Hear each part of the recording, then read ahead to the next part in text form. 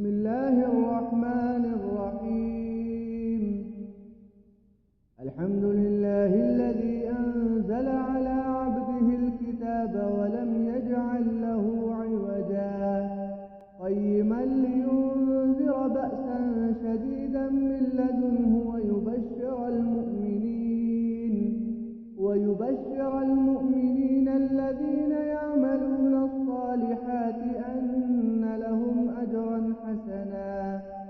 ماكثين فيه أبدا وينذر الذين قالوا اتخذ الله ولدا ما لهم به من علم ولا لآبائهم كبرت كلمة تخرج من أفواههم إن يقولون إلا كذبا فلعلك باخع نفسك على آثارهم إن لم يؤمنوا بهذا الحديث أسفا إنا جعلنا ما على الأرض زينة لها لنبلوهم أيهم أحسن عملا وإنا لجاعلون ما عليها صعيدا جرزا أم حسبت أن أصحاب الكهف والرقيم كانوا من آياتنا عجبا إذ أوى الفتية إلى الكهف فقالوا ربنا آتنا من لدنك رحمة وهيئ لنا من أمرنا رشدا فضربنا على آذانهم في الكهف سنين عددا ثم بعثناهم لنعلم أي الحزبين أحصى لما لبثوا أمدا نحن نقص عليك نبأهم بالحق إنهم فتية آمنوا بربهم وزدناهم هدى وربطنا على قلوبهم إذ قاموا فقالوا ربنا رب السماوات والأرض لن ندعو من دونه إلها لقد قلنا إذا شططا هؤلاء قومنا اتخذوا من دونه آلهة لولا يأتون عليهم بسلطان بين فمن أظلم ممن افترى على الله كذبا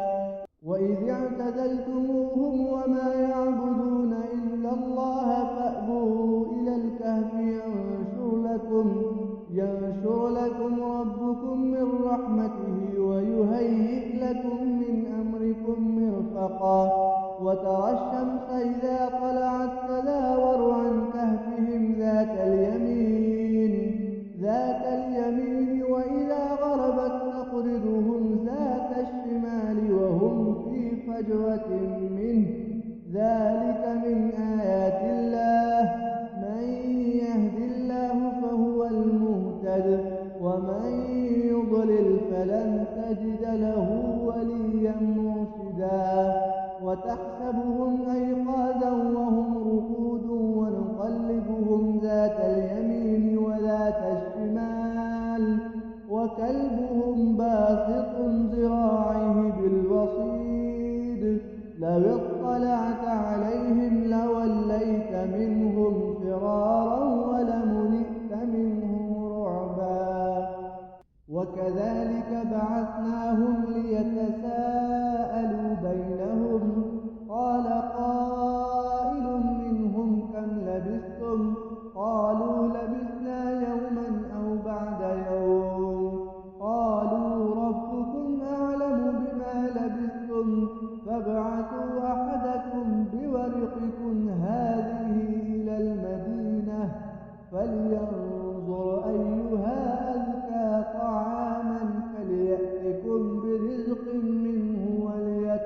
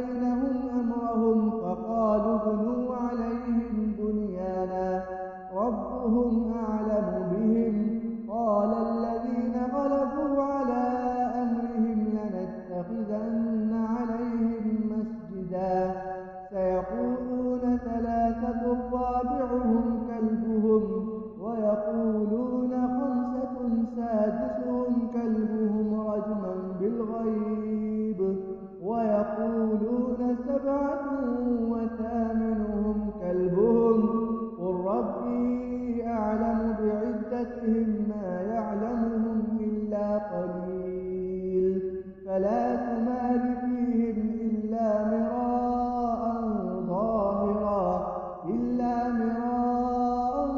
ظاهرا ولا تستفت فيهم منهم أحدا ولا تقولن لشيء إني فاعل ذلك غدا إلا أن يشاء الله واذكر ربك إذا نسيت وقل عسى أن يهديني ربي لأقرب من هذا رشدا ولبثوا في كهفهم 300 سنين وازدادوا 9 قل الله أعلم بما لبثوا له غيب السماوات والأرض أبصر به وأسمع ما لهم من دونه من ولي ولا يشرك في حكمه أحدا واتل ما أوحي إليك من كتاب ربك لا مبدل لكلماته ولن تجد من دونه ملتحدا واصبر نفسك مع الذين يدعون ربهم بالغداة والعشي يريدون وجهه ولا تعد عيناك عنهم تريد زينة الحياة الدنيا ولا تطع من أغفلنا قلبه عن ذكرنا واتبع هواه وكان أمره فرطا وقل الحق من ربكم فمن شاء فليؤمن ومن شاء فليكفر إنا أعتدنا للظالمين نارا أحاط بهم سرادقها وإن يستغيثوا يغاثوا بماء كالمهل يشوي الوجوه بئس الشراب وساءت مرتفقا إن الذين آمنوا وعملوا الصالحات إنا لا نضيع أجر من أحسن عملا أولئك لهم جنات عدن تجري من تحتهم الأنهار يحلون فيها من أساور من ذهب ويلبسون ثيابا خضرا من سندس واستبرق متكئين فيها على الأرائك نعم الثواب وحسنت مرتفقا واضرب لهم مثل الرجلين جعلنا لأحدهما جنتين من أعناب وحففناهما بنخل وجعلنا بينهما زرعا كلتا الجنتين آتت أكلها ولم تظلم منه شيئا وفجرنا خلالهما نهرا وكان له ثمر فقال لصاحبه وهو يحاوره أنا أكثر منك مالا وأعز نفرا ودخل جنته وهو ظالم لنفسه قال ما أظن أن تبيد هذه أبدا وما أظن الساعة قائمة ولئن رددت إلى ربي لأجدن خيرا منها منقلبا قال له صاحبه وهو يحاوره أكفرت بالذي خلقك من تراب ثم من نطفة ثم سواك رجلا لكن هو الله ربي ولا أشرك بربي أحدا ولولا إذ دخلت جنتك قلت ما شاء الله لا قوة إلا بالله إن ترني أنا أقل منك مالا وولدا فعسى ربي أن يؤتيني خيرا من جنتك ويرسل عليها حسبانا من السماء فتصبح صعيدا زلقا أو يصبح ماؤها غورا فلن تستطيع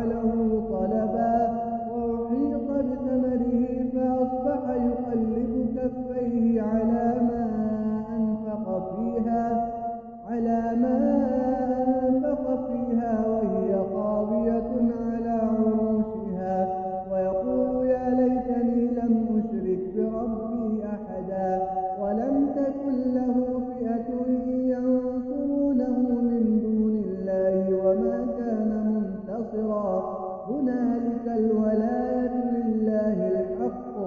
هو خير ثوابا وخير عقبا واضرب لهم مثل الحياة الدنيا كماء أنزلناه من السماء فاختلط به نبات الأرض فأصبح حشيما تذروه الرياح وكان الله على كل شيء مقتدرا المال والبنون زينة الحياة الدنيا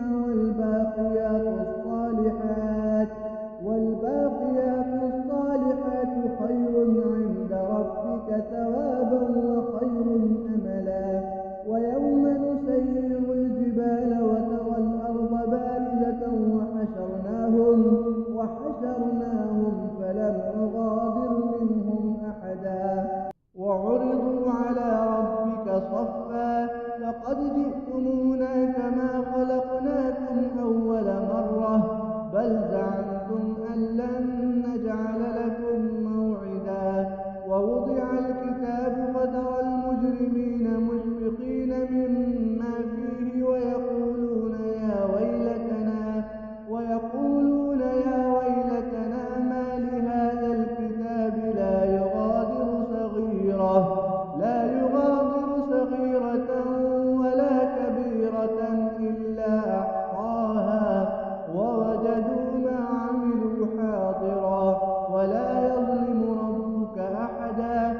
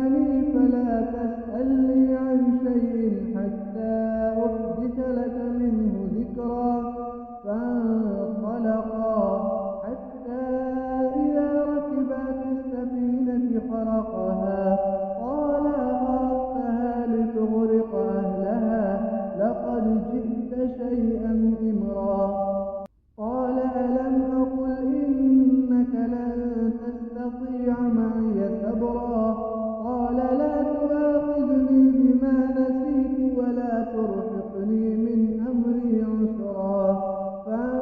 فانطلقا حتى إذا لقيا غلاما فقتله قال أقتلت نفسا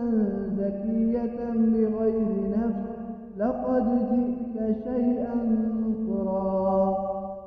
قال ألم أقل لك إنك لن تستطيع معي صبرا قال إن سألتك عن شيء بعدها فلا تصاحبني قد بلغت من لدني عذرا فانطلقا حتى إذا أتيا أهل قرية استطعما أهلها فأبوا أن يضيفوهما فوجدا فيها جدارا يريد أن ينقض فأقامه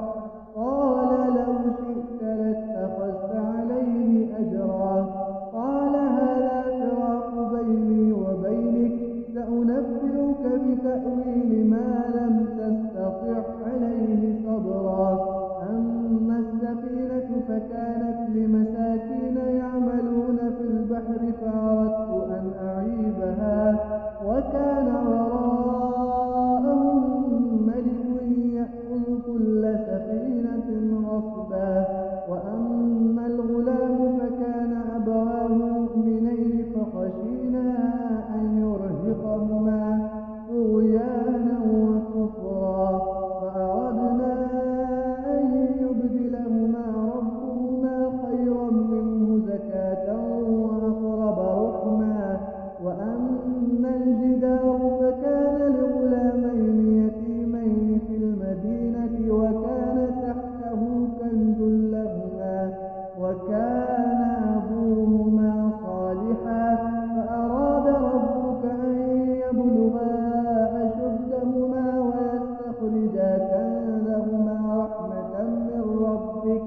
وما فعلته عن أمري ذلك تأويل ما لم تستطع عليه صبرا ويسألونك عن ذي القرنين قل سأتلو عليكم منه ذكرا إنا مكنا له في الأرض وآتيناه من كل شيء سببا فأتبع سببا حتى إذا بلغ مغرب الشمس وجدها تغرب في عين حمية ووجد عندها قوما قلنا يا ذا القرنين إما أن تعذب وإما أن تتخذ فيهم حسنا قال